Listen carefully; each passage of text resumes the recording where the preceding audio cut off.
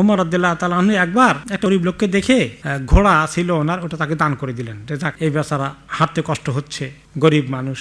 পরে কিছুক্ষণ পরে টের পাইলেন এই দান নিয়ে এই লোকটা এখন এটা বিক্রি করতেছে, তার পয়সা দরকার, এখন বিক্রি করতে বাজারে গিয়েছে। তখন ওমর রাদিয়াল্লাহু আনহু চিন্তা করলেন যে সে তো এটা বিক্রি করবে কম দামে। তিনি আবার কেনার উদ্যোগ নিলেন। আমার সদকার মাল আমি কিনতে পারবো কিনা এটা আমার মাসালা চেক করতে হবে। নবী করিম সাল্লাল্লাহু আলাইহি ওয়াসাল্লাম জিজ্ঞেস করলেন, ইয়া রাসূলুল্লাহ, আমার দান করা ঘোড়া সে বিক্রি করছে, এখন আমি কি নিজে এটা আবার খরিদ করতে পারবো? কল আল্লাহ তাবতাহ, নো নো নো নো, তুমি এটা খরিদ করতে পারবা না। তোমাকে 1 দিরহামে বিক্রি করলেও তুমি কিনতে পারবা না। কারণ কি, যে সাদাকাকে আবার নিজের কাছে ফেরত নিয়ে আসে যে কোনো তরিকায়, সে হচ্ছে ওই কুকুরের মতো যে বমি করে আবার নিজে বমিটা খায়। আল্লাহর কাছে নিজের সৎকার মালকে ফেরত নিয়ে আসা এরকম ঘৃণার কাজ।